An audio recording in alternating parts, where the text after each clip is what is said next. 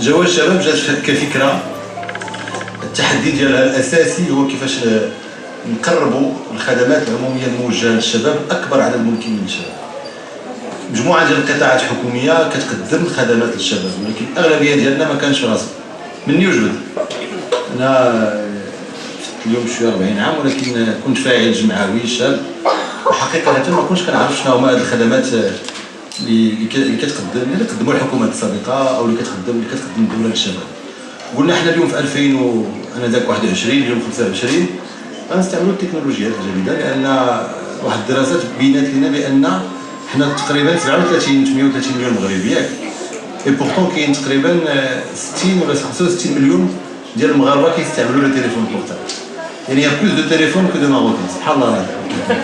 قلنا ماشي مشكل، حنا غنستغلوا هذه ايجابيه، خصنا نستغلوها باش نتقربوا لاكبر عدد ممكن ديال الشباب اقل من 30 سنه. فدرنا واحد التطبيق سميناه جواز الشباب باج جون. قدامكم شويه غاديروا شي فيديو ولا لا؟ كاين بريزونطاسيون داكور. هذا الجواز الشباب فيه مجموعه ديال الخدمات.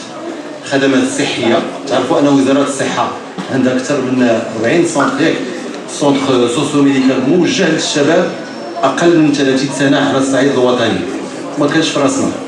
فاليوم درنا شراكه معاهم باش اي شاب الا بغى يمشي لهاد لي سونتر كياخذ رونديفو ديالو من جواز الشباب وكيمشي كيلقى الرونديفو ديالو وكيمشي بحالاته. هذا هو التحدي. علاش شحال هذه كنت كتجي للسونتر يمكن تلقى الطبيب، ما تلقاش الطبيب، تبقى تسنى، وكنعرفوا الشباب ديالنا يمكن يجي المره الاولى والمره الثانيه ما يجيش. الا مشى ما لقى حتى واحد غيدعف يقول الاداره ما خداماش، الدوله ما دايره ليا والو، غيزح وجهته وغيمشي بحالته. اليوم تاخذ رونديفو ديالك، تاخذ رونديفو مع 9 تجي 9 بعد تلقى الطبيب ديالك. هذا هو التحدي اللي درناه. كذلك في المجال ديال التنقل درنا شراكات مع الو ان سي اف باش يكونوا تخفيضات بالنسبه للتران وبالنسبه للكرام. في بعض الجهات كجهات الرباط والدار البيضاء اللي فيهم لي تراموي دخلنا لي تراموي، والجهات الاخرين السي اسماعيل غيجي يهضر على اساس من بعد كنحاولوا نديروا مع شركات باش تدخل حتى لي بيوت حتى الطوبيسات باش يكونوا تخفيضات للشباب.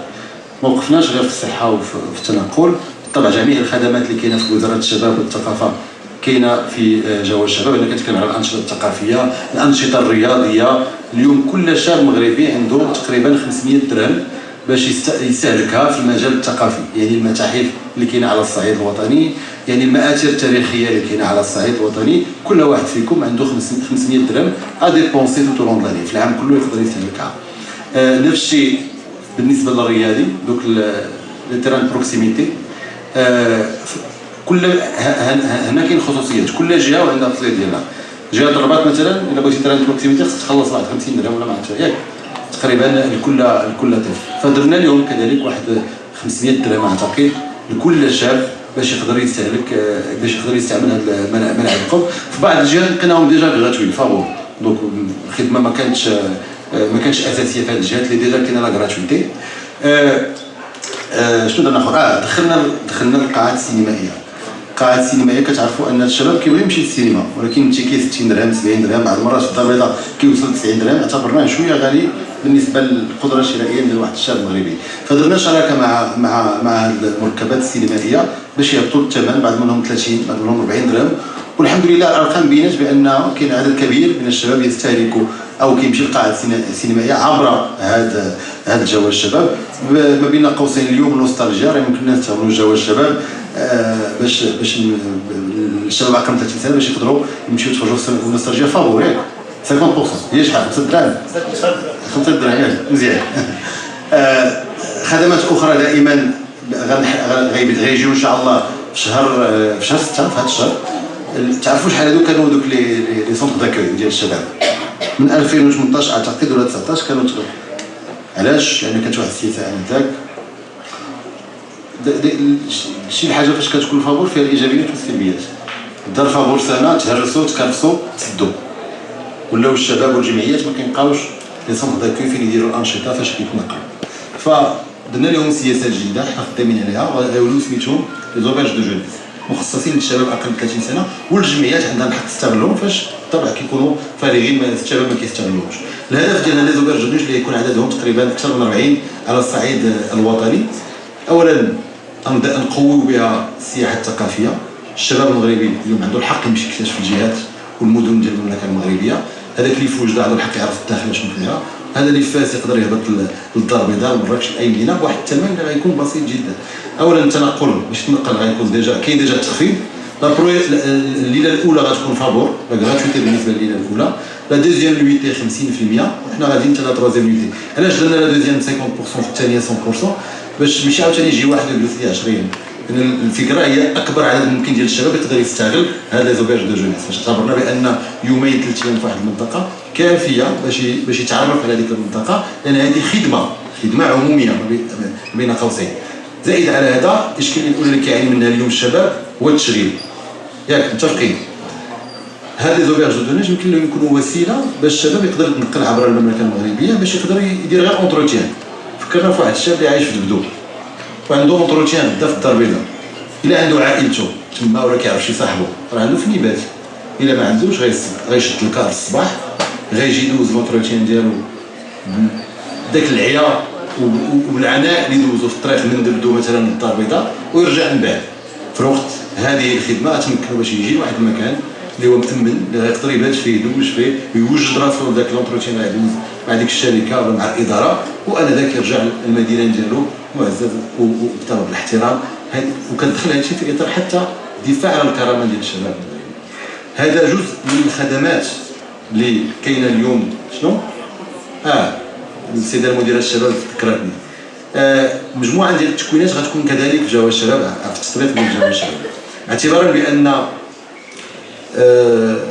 عندنا واحد 2 مليون ديال الشباب المغربي ما يسمى بالنيت اللي ما كملش قرايته او ما عمره ما قرا، يعني خرج من في الليسي ولا خرج في الكوليج. درنا مجموعه ديال التكوينات اما لغويه اما في التواصل في مجموعه ديال المجالات، اعتبارا بان ذاك الشاب المغربي يمكن واخا تكون واحد يعني التكوين المهني حداه ما كيمشيش ليه، لانه ذاك اليوم انا كشباب عندي في مدينه الرباط، انا منتخب في مدينه الرباط. فاش درت الحمله تلاقيت مع شباب قلت علاش ما كديروش انا فورماسيون بروفيسيونيل التكوين المهني باش بعدا تعلم شي حرفه. قال لك انا ذاك النهار اللي غنمشي نقرا فيه ولا غنمشي نتعلم فيه كيضيع عليا ما كنقدرش نخدم فيه باش نعاون عائلتي، كيمشي لي 100 درهم 200 درهم. فقلنا علاش ما نستعملوش هذا التطبيق باش نساعدوه يدير التكوين ا ديستونس في دارو هو جالس عنده ساعتين في النهار 3 سوايع يدير ديك لا فورماسيون و على فان عنده واحد لو سيرتيفيكا معترف به من طرف الدوله اللي غتساعدو تولي عنده واحد الحرفه بيديه في لا كومونيكاسيون على اللغات، يقدر يتعلم اللغات ويزيد من التكوينات، لان كاين كليات او مدارس كبرى اللي درت معنا شراكه بحال يونيفرسيتي محمد السادس اللي كتعرفوها اللي كتقدم مجموعه ديال التكوينات في هذا التطبيق.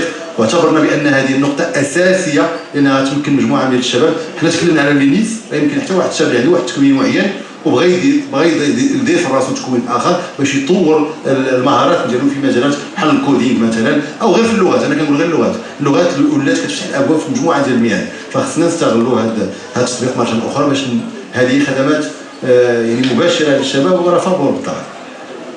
اخر شراكه درناها بالطبع هو الدعم السكني. الدعم ديال السكن موجه للشباب مره اخرى اقل من 30 سنه. كاين الدعم ديال السكن التقليدي اللي تلقاتو الوزاره، اضافه على ذاك الدعم ديال السكن زدنا واحد 5 ما بين 5% تقريبا اضافه على ذاك الدعم السكن اللي كاين ديجا. ماذا يعني هذا؟ نهضروا بلغه الارقام. واحد الشاب بغى يشري واحد الدار 150,000 درهم، كنتكلموا على السكن المتوسط والتسامح ديال العمران، لان الخدمات ديال العمران غيقدر يستافد ما بين 5000 درهم حتى 30 او 40,000 درهم ياك تقريبا. هذا هو سافا دير لو توتال غيوصل 15% دو ريدكسيون بالنسبه لهذا الشاب، اعتبارا بان الشاب المغربي كل شاب عنده انتظارات. كاين اللي عنده شويه الامكانيات عاونوا باه عاونته مو شي حاجه وبغى يدير واحد السكن باش يتزوج باش يدير وليداته. اعتبرنا بان الدوله هي خصها تعاونوا 10% 5% البعض منهم 15% حسب السكن اللي غيختار باش انا داك يبدا الحياه ديالو. وفاش غيبدا الحياه ديالو غيشوف بان المؤسسات ديال بلادو بان الدوله معاه موراه كتساعدو باش يعطي واحد الانطلاقه مهمه في الحياه ديالو. دونك حاولنا يعني نجاوبوا مع الاشكاليات كلها ديال الشباب المغربي داكور، اعتبارا بان واحد الشاب يمكن غيستعمل خدمه واحده، واحد الشاب اخر غيستعمل 2 3 الخدمات. كاين اللي كيهتم غير بالمجال الثقافي مثلا غيبغي يمشي للمتاحف او المآثر التاريخيه، كاين اللي كيهتم غير بالرياضه غيبغي يلعب غير باش يلقى واحد الدرهم بروكسيتي باش يلعب كره القدم، كاين اللي غيبغي يكون راسو باش يعطي الفرصه لراسو باش يلقى واحد الخدمه اللي غتجاوب مع الحلم ديالو او الافكار ديالو او المشروع ديالو. كاين اللي غيبغي كيف ما قلت قبيله يمشي للسكن، كاين اللي غيبغي يزور بلادو تعطيه الفرصه باش يزور بلادو، ما عندوش امكانيات بزاف، ماشي ولا بد يكون عندك في جيبك 2000 3000 درهم باش تدور على بلادك. دابا بامكانيات بسيطه يمكن لك باش تعرف على تاريخ بلادك وتراث بلادك. هذا هو التحدي ديال جوهر الشباب، اننا نكونوا في خدمه الشباب مع الشباب، وبالطبع لانه تطبيق ولانه داخل في المجال ديال الرقمنه. الخدمات غدا وكتطور، يعني كل سنه كتكون من نيغوسياسيون جديده مع شركاء جدد. اليوم او الاسبوع الماضي تم الاتفاق مع مجلس الجهات فاس مكناس والاستثمار غيتكلم على الجديد اللي غيكون هنا في هذه الجهه. وكنوعدكم بان كل شهر كنناقشوا حتى مع المقاولات باش يكونوا تخفيضات في مجموعه ديال المجالات الجديده. راه فتحنا النقاش مع كارفور مع مرجان، اعتبرنا بان حتى الاكل راه داخل في الانتظارات ديال الشباب. لا واحد الطالب يلا بدا الحياه ديالو عنده 17 ولا 18 عام، جا كان ساكن في وجده هبط لفاس يقرا ولا مشى للرباط ولا هذا، راه حتى هذاك البيدجي ديال الخضره كيولي عنده حاسبه. دونك الا قدرنا نيغوسيو تخفيض مع كارفور مع مرجان مع هذه المقاولات الكبرى هو ربح بالنسبه للشباب. علاش؟ باش التحدي كيبقى دائما نحافظوا او نساعدوا نقويوا القدره الشرائيه ديال داك الشاب المغربي باش ما يحسش راسو راه محبور في بلاده. دونك هذا هو التحدي، هذا هو التحدي ديال جواز الشباب. درنا كذلك واحد في التسويق كاين واحد واتساب، واحد التشات بوكس باش يكون دائما التواصل ما بين الشباب. اولا بعدا باش يقدر يتيليشارجي الا عنده شي مشكل يقدر يتواصل مباشره مع الفريق التقني اللي كيواكب هذه العمليه.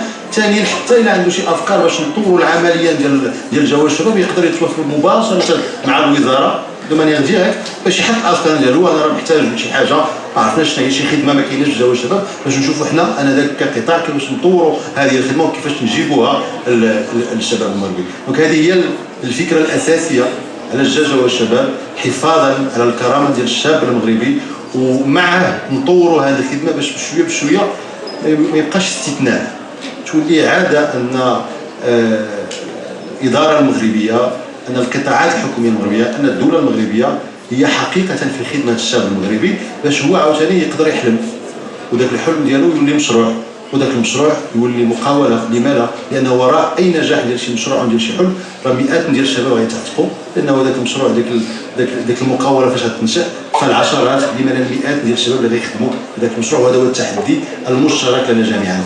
شكرا.